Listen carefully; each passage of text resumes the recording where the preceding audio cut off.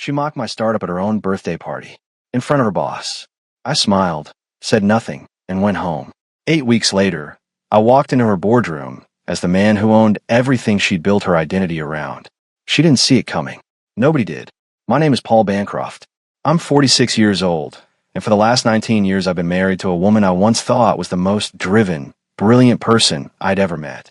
Beverly Bancroft, Senior VP of Global Product Development at La Maris Beauty Group. If you've ever bought moisturizer at a department store, chances are her name is buried somewhere in the corporate credits. I'm a tech guy. Always have been. I started my company, ChainSync, 7 years ago out of a converted garage in Nashville, Tennessee. We build supply chain management software for mid-sized manufacturers. Not sexy. Not the kind of thing you describe at cocktail parties and watch people lean forward in interest. But it works, it scales, and for the last 2 years the numbers have been doing things I stopped letting myself predict out loud. Beverly never thought much of it. She was always pleasant about it in public. Supportive, even in that performative way, the kind of support that comes with a smile and a subtext. She had her world. 5-star dinners, European product launches, business class lounges, and a LinkedIn profile that looked like an award ceremony. My world was quarterly pipeline reviews and late nights debugging integrations. She'd grown comfortable treating the gap between those worlds as proof that she was the engine of our household. I let her believe it. That was my mistake, and I knew it. But I had a longer plan. The night everything changed was her birthday party. Beverly had organized it herself. She always did. A private dining room at the Stonegate in downtown Nashville, 40 guests, a floors flown in from Atlanta, and a photographer circling the room like a satellite. I wore a suit that cost more than she knew. I shook hands, made small talk, and drank sparkling water all night because I had a 6:30 call the next morning with our Singapore distribution partner. Her boss, Douglas Merritt, was there. So was Kathleen Park, the VP she'd been courting for a joint venture proposal. So were a dozen other people whose approval Beverly collected the way other people collect stamps. It happened around 9 o'clock. Beverly was holding a glass of champagne and laughing at something Douglas had said when she turned and gestured toward me. "Paul is such a sweetheart," she said, loud enough for the table to hear. "He runs his cute little startup. Won't pay our bills, but hey, we'll let him dream, right?" She winked at Douglas and gave me that smile. The one she thought looked affectionate. The one I'd learned to read as something else entirely. Douglas chuckled. Kathleen gave me a polite nod. A few others smiled with their mouths. I raised my glass, sparkling water, and said nothing. Just nodded, once like a man who'd heard a joke that wasn't funny, but wasn't worth the energy. Inside, something clicked into place. Not anger, not humiliation. Something colder and more useful than either of those things. On the drive home, Beverly chattered about the evening. Who looked good? Who'd had work done? How Kathleen had complimented her earrings. She didn't ask me a single question. I watched the city lights slide past the window and thought about a folder sitting in the back drawer of my home office desk. A folder with one name written on the tab in pencil. Raymond Peck. I hadn't opened it in nearly 3 years. By the time we pulled into the driveway, I had already decided. I told Beverly I had early calls and disappeared into the guest room. She barely looked up from her phone. I didn't sleep. I sat at my desk in the dark, opened my laptop, pulled up ChainSync's back-end financials, and looked at the numbers for a long time. Month-over-month retention was up 14%. 3 enterprise contracts had cleared legal review. Cash position was the strongest it had ever been. Then I opened the folder and found Raymond Peck's old number. I wrote 3 words in a text and hit send. "Time to talk." His reply came at 11:47 p.m. Name the place. Raymond Peck lived in a farmhouse outside Woodstock, Vermont, and hadn't practiced law in 4 years.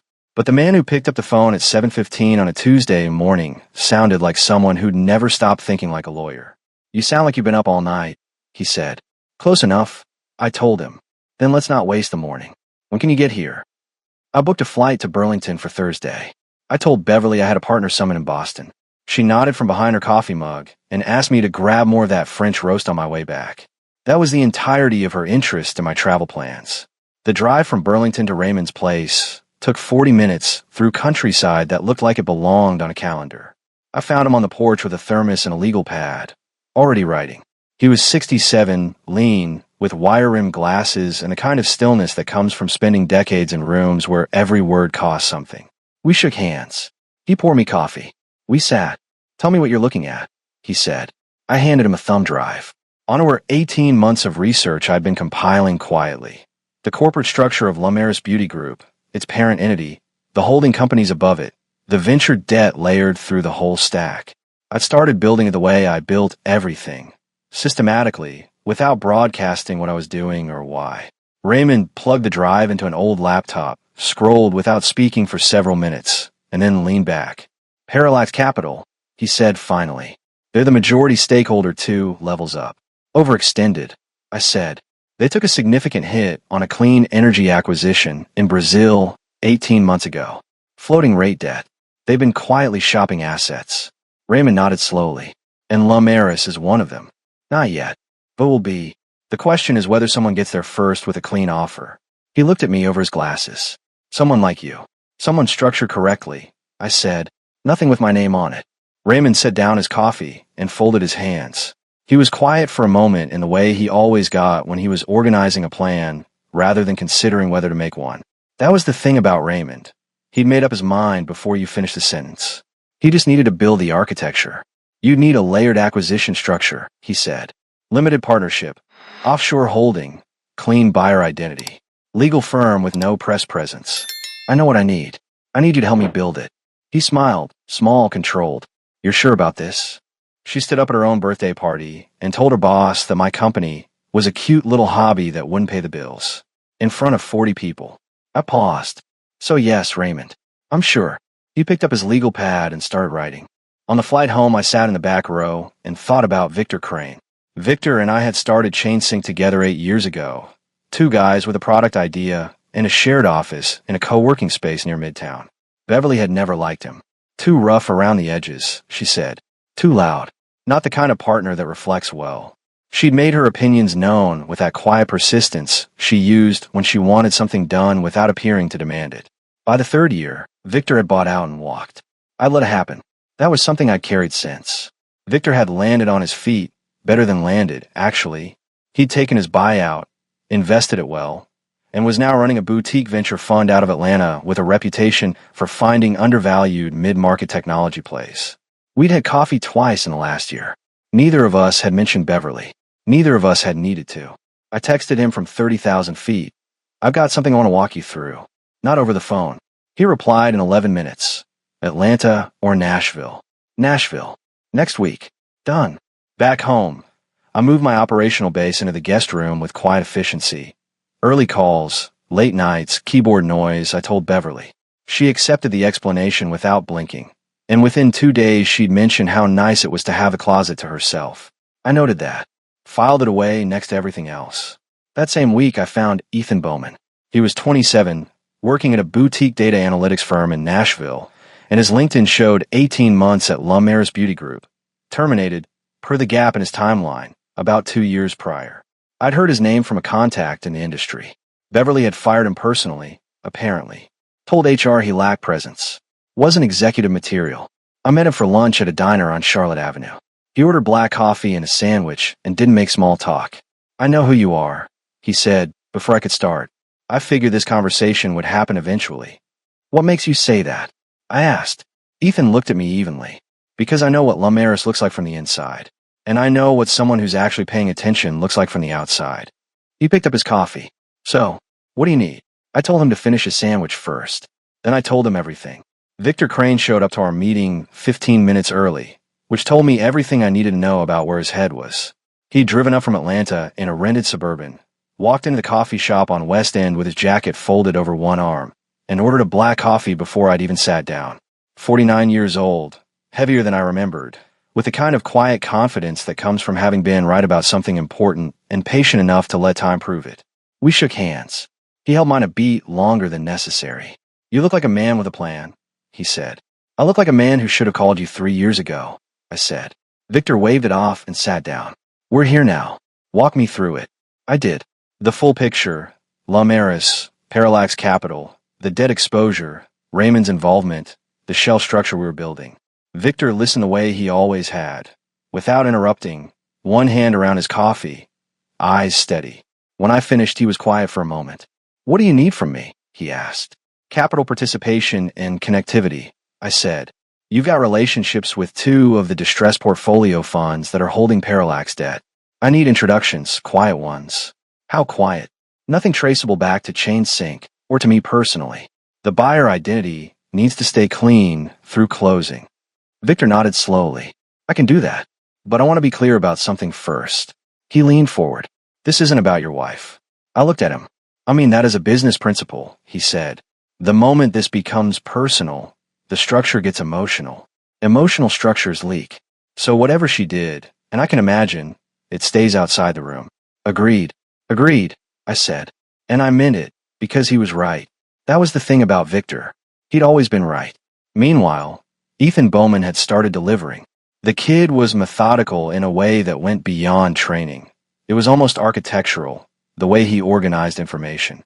Within 10 days of our lunch meeting, he produced a 40-page internal analysis of Lumerus's parent structure, complete with subsidiary maps, historical vendor contracts, and a detailed breakdown of which licensing agreements carried the most exploitable clauses. He flagged one in particular. A legacy exclusivity agreement with a European fragrance distributor that prohibited third-party licensing arrangements in the Asia-Pacific region without written consent from the original party. The clause had been drafted 7 years ago and largely forgotten, buried in a contract renewal that Beverly's legal team had rubber-stamped without deep review. She's going to want to move on Asian markets, Ethan said when he walked me through it. Her Q3 projections have been circulating internally for weeks. She's under pressure to show international growth numbers. And when she does, I asked, she'll trip this clause without realizing it, especially if the right opportunity is sitting in front of her at the right time. I looked at Ethan across the table, 27 years old, calm as still water, eating a sandwich like we were discussing weather patterns. You said Beverly fired you personally, I said. She did. Did it make you angry? Ethan thought about it for a second. It made me accurate, he said.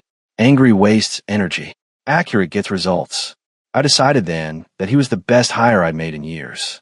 The piece that completed the picture was James' one. James, and I went back to the earliest version of Chain Sync, before it had a name, when it was just a product concept I was pitching to anyone who'd sit still long enough. He'd been running a mid-size electronics distribution operation out of Shenzhen at the time, and he'd taken a chance on a 3-month pilot when nobody else would. We'd stayed close. He'd call me every few months, always direct, always brief, always with something worth hearing. I called him on a Sunday evening, Nashville time. It was Monday morning for him. You're calling about something real, he said. It wasn't a question. I need a favor that looks like a business opportunity, I said. A licensing approach. Fragrance distribution. Asia Pacific. Structured to look attractive to a company that's hungry for regional numbers. Silence for a moment. Who's the company? I told him. Another silence. Then, your wife's employer. Yes. And the contract will have problems. Carefully constructed ones, I said. James was quiet for 5 full seconds. Then he said, you know what I owe you. Send me the framework. I'll review it by Wednesday. That same week, Beverly left for a 3-day product summit in Paris. She sent me a photo from the airport lounge. Champagne. Bright smile. Caption. Wish you were here, babe. I replied with a thumbs-up emoji and went back to the acquisition framework documents open on my secure laptop. By Thursday, Parallax Capital had received a quiet, non-binding letter of interest from a Zurich-registered fintech entity whose actual ownership would have taken a forensic accountant 3 weeks to untangle. They responded within 48 hours. They were interested. I want to tell you something about building a shell company. People think it's dramatic, secret meetings, briefcases, offshore accounts with suspicious names. The reality is almost boring. It's paperwork. Precise, layered, sequential paperwork executed by professionals who've done it 500 times and have no emotional investment in any of it. That's exactly what makes it effective. Raymond had connected me with a legal firm in Delaware, 3 founding partners, 0 press presence, a client list that read like a who's who of people who understood the value of discretion. Within 3 weeks, they'd established a limited partnership in the Caymans, 2 holding structures in Cyprus, and a buyer entity that presented to the outside world as a fintech advisory group out of Zurich called Ardenvale Partners. Nobody at Lumerus or Parallax Capital had heard of Ardenvale Partners. That was the point. While the structure was being assembled, I kept my personal life exactly calibrated. I went to Ryan's lacrosse alumni dinner at Vanderbilt and sat in the stands making conversation with other parents. I attended Beverly's firm holiday happy hour as her plus one and shook hands with Douglas Merritt and smiled at the right moments. I cooked dinner twice a week and left her coffee ready in the mornings. Beverly, for her part, was in a particularly good mood that month. She'd been selected to present at a European brand summit in Geneva, and the invitation had arrived on official letterhead that she'd photographed and posted to LinkedIn with a caption, "Honored to represent the future of global beauty." 47 people had liked it. I was one of them. Ryan called me that week for Nashville. He was studying for midterms, he said, but had seen his mother's post. "She seems pumped," he said. "She always is when the calendar looks good." I told him. "How's the company?" Ryan asked. He always asked about ChainSync with genuine interest. Had since he was 16, and I'd walked him through the product logic on a whiteboard in the garage. "Moving," I said, quietly. "The good kind of quiet. The best kind," I said. He laughed and told me to call more often. I told him I would and meant it. Meanwhile, Ardenvale Partners had done exactly what a serious buyer does. They'd commissioned a quiet due diligence review of Parallax Capital's portfolio, established credibility through a small preliminary position in one of Parallax's secondary holdings, and submitted a revised letter of interest, this time with a proposed term sheet attached. Victor had made the introductions he'd promised, clean and professional, through a contact at a distressed debt fund in New York who had no idea the chain led back to me. Parallax's board was communicating with Ardenvale's legal representatives. Nobody in that chain knew my name. But here's what nobody outside our circle knew yet. Beverly had taken the bait. James Wynn's approach had been perfectly staged. His distribution company, under a subsidiary name, had reached out to Lumeris's Asia-Pacific development team with a licensing proposal that looked exactly like the kind of fast-track regional opportunity Beverly had been hunting for her Q3 numbers. Good margins, established infrastructure, a clean-looking contract that Beverly's team reviewed in 72 hours because she'd pushed for speed. I was in the guest room when she texted me. "Just closed a major Asia deal. Q3 is going to be massive. Don't wait up." I read it twice. Then I set the phone face down on the desk. From across the room, Ethan's earlier words came back to me. She'll trip this clause without realizing it. She had 3 separate breach conditions, all activated simultaneously by a single signature. Ethan's analysis had been exact. The licensing error wasn't negligence on Beverly's part. It was velocity. She moved fast, cut corners on review, and trusted that her instincts were sharper than the fine print. They weren't. I opened my secure laptop and typed a single line to Raymond. "Phase 2 is active." His reply was immediate. "Understood. Notice is ready. Your call on timing." I closed the laptop, went to the kitchen, poured a glass of water, and stood at the window, looking out at the dark backyard. Beverly's car was in the driveway. The lights in the neighborhood were going out one by one. I thought about that birthday party. The champagne glass. The wink. Douglas Merritt's polite chuckle. "Won't pay our bills. But hey, we let him dream." I finished my water, rinsed the glass, and went to bed. The notices could wait until morning. Beverly came home from Geneva on a Thursday evening with a rolling carry-on and the particular glow that expensive travel gives people who believe they've earned it. She dropped her bag in the entryway, kissed me on the cheek, and spent 45 minutes on the phone with her assistant before she even sat down for dinner. I made pasta. She ate half of it and talked about Geneva the whole time, who'd presented, who'd been impressive, what the venue had looked like at night. She mentioned Douglas Merritt twice and Kathleen Park 3 times. She didn't ask about my week. I refilled her water glass and listened and said the right things at the right intervals. What I didn't mention was that earlier that day, Raymond had confirmed Ardenvale Partners was now in formal negotiation with Parallax Capital. The structure was holding. The buyer identity was clean. And Ethan had just delivered his second analysis. This one focused on the internal communications patterns at Lumeris, specifically the velocity with which Beverly's division approved vendor contracts. Fast. Always fast. Speed was her brand, her signature, her competitive identity. "I need you to understand something," Ethan had said at our last meeting, spreading his notes across the diner table. "She doesn't read contracts. She reads summaries. Her assistant flags the commercial terms, price, timeline, territory, and Beverly makes the call in under 20 minutes if the numbers look right. The legal review is a formality she treats like a speed bump. So James's contract," I said, "will land exactly the way she likes them to land," Ethan said. "Clean summary, good numbers, regional opportunity that fits her Q3 narrative. She'll sign within a week of receiving it. He was off by 2 days. She signed in 5. I found out from James on a Saturday morning. He sent a single text. Done. Your move. That afternoon, Beverly was in a spectacular mood. She poured herself a glass of wine at 2 in the afternoon, put on music in the kitchen, and told me that her Asian expansion initiative was going to define her Q3 performance review. She was talking about a promotion, not speculating, stating. She said Douglas had as much as confirmed it at a dinner in Geneva. Things are really moving, she said, swirling her glass. Sounds like it, I said. I was standing at the kitchen counter going through mail. One of the envelopes was a statement from the brokerage account I discovered 3 months ago. The one in Beverly's name alone. The one our financial auditor had traced through 4 years of quiet redirections from our joint investment accounts. $41,000. Moved in increments small enough to avoid triggering review. I set the statement in a folder I kept locked in my desk drawer. My attorney, Nora Vale, had been copied on the last 3 months of documentation. I'd met Nora through a corporate law referral 8 months prior.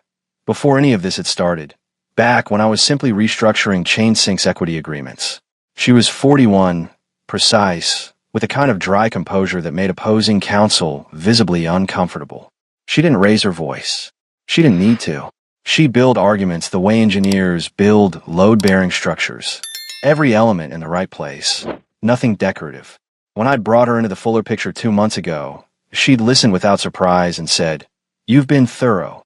I had time, I said. The financial redirection alone is grounds, she said. But combined with the acquisition context and the marital asset documentation, you're building something that will be very difficult to contest. Beverly had filed for divorce 3 weeks ago. That part still surprised people when I told them. She'd been the one to pull the trigger. Came home one Tuesday evening and announced, with the calm of someone who'd rehearsed it, that she felt they'd grown in different directions, and that she thought it was time to formalize what had already become obvious. She'd already retained an attorney. She handed me a card. I took it, looked at it, and said I'd be in touch with my representation. She seemed mildly surprised that I didn't argue.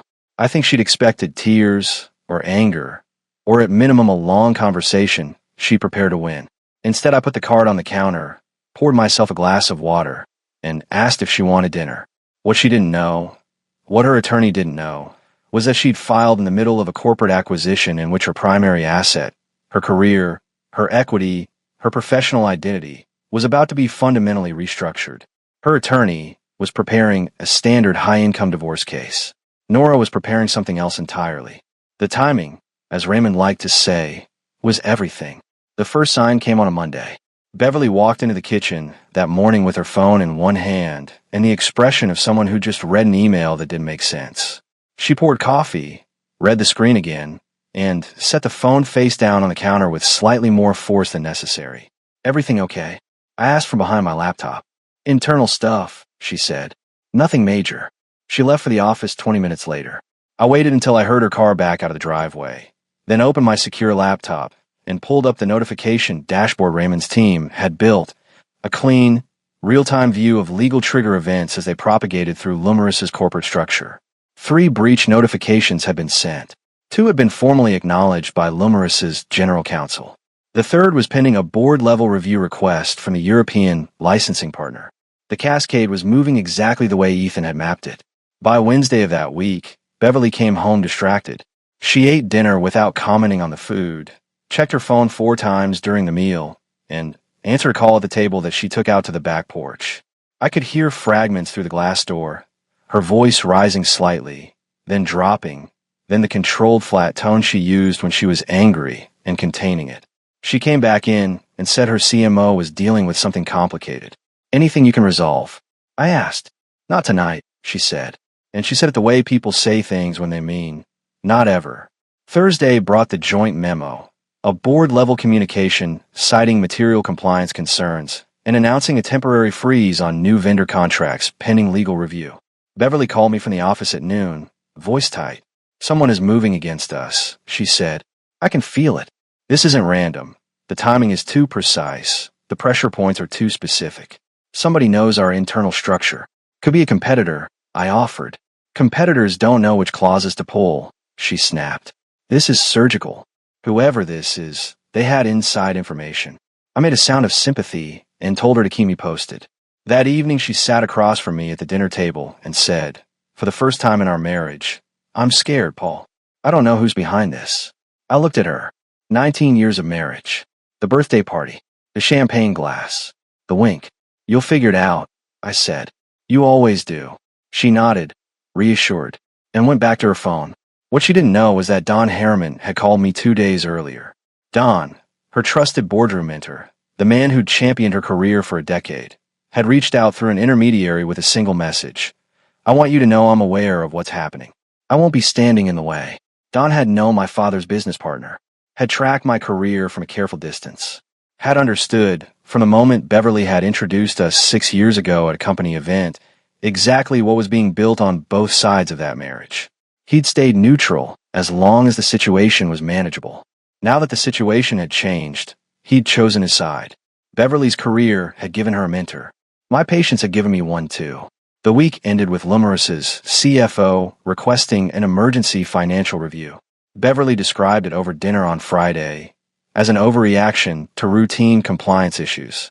She said it with conviction. I nodded and passed the bread. Behind the guest room door that night, Raymond's message was waiting. Parallax has accepted preliminary terms. Closing window. 4 to 6 weeks. I read it twice, turned off the lamp, and slept better than I had in months. Beverly hired a private investigator in the 3rd week of October. I found out from Nora, who'd been monitoring certain legal filings as a precaution and had flagged an inquiry submitted to a licensed PI firm in Nashville on Beverly's behalf. The scope of the investigation, based on the intake paperwork Nora's contact had obtained, was focused on my business activities, specifically whether ChainSync had undisclosed financial interests that might affect the divorce asset calculation. I wasn't worried. I was almost impressed. The investigator, a retired Metro Nashville detective named Gary Hollis, spent 8 days on the assignment.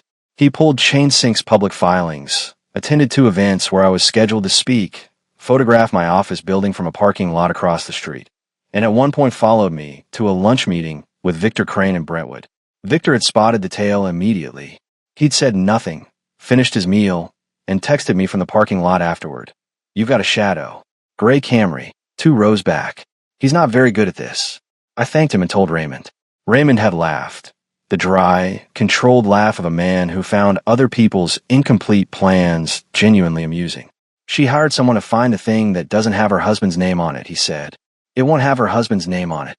Hollis delivered his report to Beverly's attorney 10 days later. His conclusion: Paul Bancroft operated a legitimate software company with strong recurring revenue and no identified offshore interests or undisclosed assets. Standard successful founder profile. Nothing actionable. Beverly called me after she'd read it. I could hear the specific frustration of someone who'd expected a different answer. "Your business is doing well," she said. It wasn't a compliment. It was a recalibration. "I've been saying that for a while," I told her. She was quiet for a moment. Then, "The divorce process is going to take longer than I thought." "Take all the time you need," I said. What Nora had told me that same week was that the prenuptial agreement Beverly had signed before her wedding, the one she'd accepted with a wave of her hand and a comment about how lawyers made everything complicated, contained a financial misconduct clause. Undisclosed personal accounts funded by redirected joint assets qualified as financial misconduct.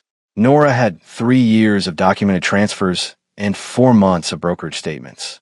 Beverly's attorney had found the prenup. Beverly's attorney had gone quiet. The week before the Ardenvale closing, I drove to Vermont to see Raymond one last time. We sat on his porch with coffee in the October cold and went through the final sequence together.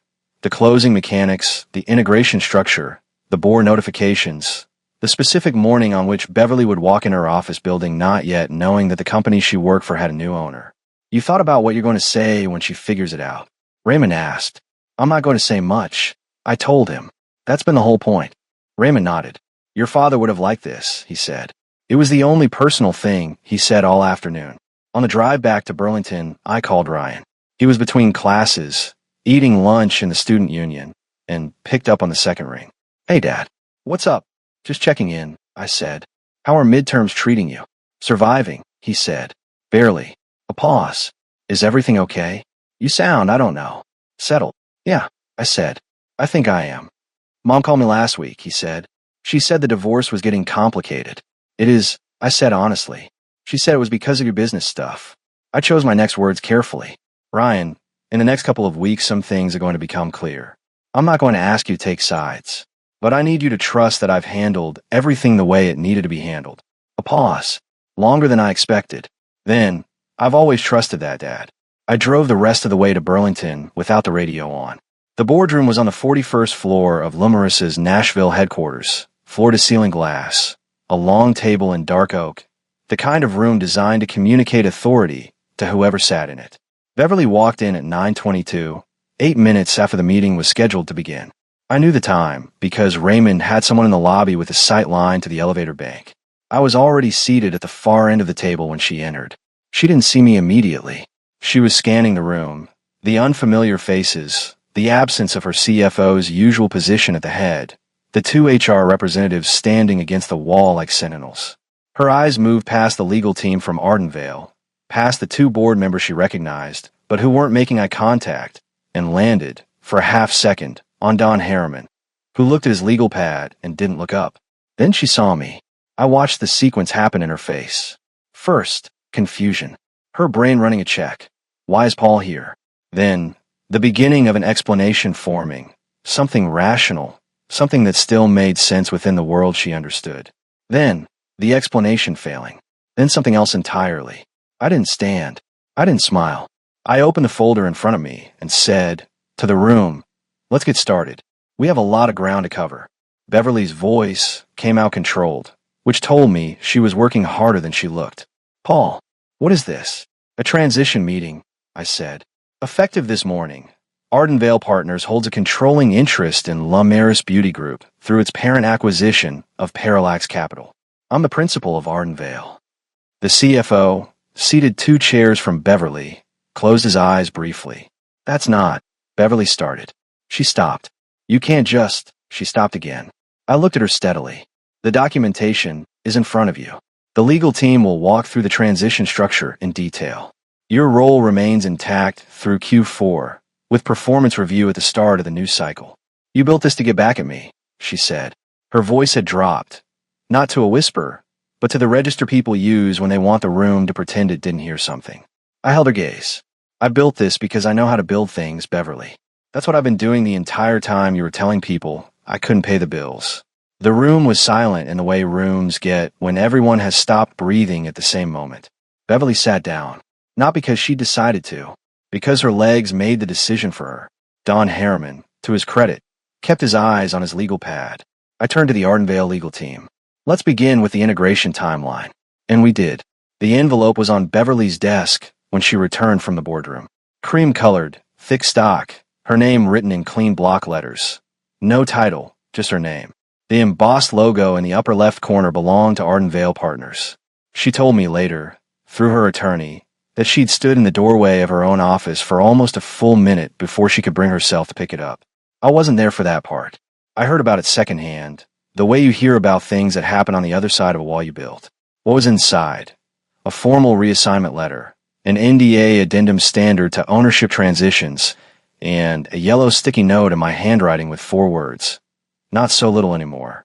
The reassignment moved her from Senior VP of Global Product Development to Strategic Advisor, North American Markets. Same salary through the end of the year. Direct reporting line to the incoming Chief Technology Officer, a role I would be filling through the transition period. Her attorney called Nora within 2 hours. The conversation, by Nora's account, was loud on one end and very quiet on the other. The divorce proceedings shifted that same week. Beverly's legal team had finally done a full read of the prenuptial agreement, and what they'd found in Section 14 had apparently required a long internal conversation before anyone was willing to discuss it with Beverly directly. The financial misconduct clause was unambiguous. 3 years of documented asset redirection into a personal account qualified cleanly under its language. Nora told me Beverly's attorney had requested a settlement conference rather than continuing to litigated discovery. That's what people do, Nora said, when they realized the math stopped working in their favor. We met in a conference room on a Wednesday afternoon. Beverly, her attorney, me, Nora.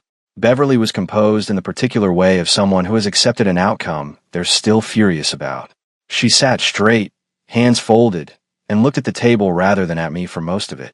At one point, her attorney raised the question of the Ardenvale acquisition, whether the corporate structure constituted a marital asset subject to division.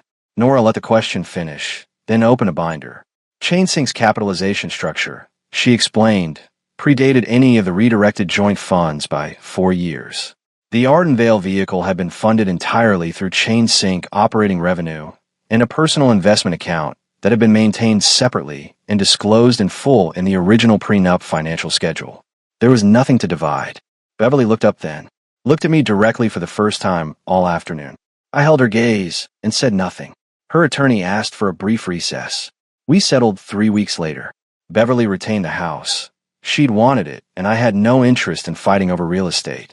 She received a fair spousal support structure for 3 years. The personal account she'd quietly built was treated as a marital asset under the misconduct clause, folded back into the settlement calculation, and effectively neutralized her leverage entirely. She kept her position at Lumaris through the end of Q4 as promised. She was professional about it, as far as I could tell. Her team respected her. The transition, operationally, was smooth. Ryan came home for Thanksgiving that year. He sat across from me at the kitchen table in my new apartment, a clean, spare 2-bedroom near the Gulch that I'd furnished with exactly what I needed and nothing more, and we ate takeout from a place he liked on 12th Avenue and talked for 3 hours straight. About ChainSync, about his coursework, about what he wanted to do after graduation, about the years that had just passed. At one point he said, "I used to think you were just letting her win." "I know," I said. "I get it now," he said. I poured us both more coffee and didn't need to add anything to that. The week after Thanksgiving, Nora called to confirm that all settlement documents had been executed. Clean, complete, final. She said it the way she said most things, without ceremony, because the work spoke for itself. That same afternoon, Victor Crane sent me a text. "Drinks when you're ready. You owe me a good bottle." I replied, "Name the place." I sat at my desk in the ChainSync office afterward and looked out the window at the Nashville skyline, going gold in the late afternoon. The company's ARR had crossed a milestone I'd stopped letting myself predict out loud 2 years ago. 3 new enterprise contracts were in final review. The Ardenvale portfolio was generating exactly the returns the model had projected. I thought about Beverly at that birthday party. The champagne glass. The wink. Won't pay our bills, but hey, we let him dream. I never needed her permission to dream. I just needed time to build. The press event was held on a Thursday morning in December, in the ground floor atrium of Lumaris's Nashville headquarters, a clean, modern space that the communications team had dressed with soft lighting and tasteful branded materials. About 60 people, board members, department heads, a handful of trade press, a few investors who'd been quietly connected to the transition. Nora was there. She stood near the back in a charcoal blazer, coffee in hand, watching with the calm attention of someone who understood everything that had led to this moment. We'd crossed a professional line in the last 2 months. Nothing dramatic, nothing rushed. Dinner twice, a long conversation at a rooftop bar in the Gulch where she'd told me about her own divorce 4 years ago, and I'd listened the way she'd listened to me. Something honest and unhurried had taken root, and I decided to let it grow at its own pace. Beverly was present too. She stood with her team near the left side of the room, composed and professional. We'd been civil throughout the transition. More than civil, actually. There was no drama in the office, no public display of whatever the private reality had been. She was good at her job, and she kept doing it, and I respected that. The board chair opened the formal remarks and walked the room through the transition timeline. When he introduced me as the principal of Ardenvale Partners and incoming executive chair of the parent entity, I stepped to the podium and said what needed to be said, clean, brief, focused on the company's future and the team's work. I didn't look at Beverly during any of it. Afterward, in the corridor outside the atrium, a reporter from a Nashville business journal caught me for a comment. She asked the standard questions, strategy, vision, what had drawn me to this particular acquisition. I gave her the standard answers, because the real answer wasn't hers to have. Someone else, a board member whose name I won't use, leaned over as the reporter walked away and said, in a low voice with a slight smile, "Was any of this personal?" I buttoned my jacket and thought about it honestly for a moment. "It started personal," I said. "It became business. That's how the best ones usually go." He laughed and moved on. Ryan called that evening from Vanderbilt, having seen the trade press coverage. "Dad," he said, "it's all over the business feeds." I know, I said. How do you feel? I was standing at the window of my apartment, looking out at the city lights the way I'd looked at them from a car window 2 years ago, the night of Beverly's birthday party, when everything had been wrong and I'd known exactly what I needed to do about it. I feel like myself, I said, probably for the first time in a long time. Ryan was quiet for a moment. Then good. That's what I wanted to hear. We talked for another 40 minutes, about his final schedule, about whether he wanted to do a summer internship at ChainSync, about what we'd do for Christmas. Normal things. Good things. The kind of conversation a father and son have when the weight that had been sitting between them for years has finally been moved. After we hung up, I poured a small glass of bourbon, sat in the chair by the window, and let the quiet settle. I thought about Raymond on his porch in Vermont, legal pad in hand, the October cold around us, saying, "Your father would have liked this." I thought about Victor spotting a gray Camry in a Brentwood parking lot and saying nothing until we were outside. I thought about Ethan Bowman eating a sandwich and saying, "Angry wastes energy. Accurate gets results." I thought about the birthday party, the champagne, the wink, 40 guests, and a joke that wasn't one. And then I let it go. Because that part was done. The company was running. The settlement was signed. The apartment was mine. My son was proud of me in a way he didn't need to say out loud because I could hear it every time he called. Some men build things to prove a point. I'd built this one because I knew how. Because the work itself had always been enough reason. The point had just taken care of itself along the way. I finished the bourbon, rinsed the glass, went to bed. Tomorrow there was work to do, and I was exactly the right person to do it.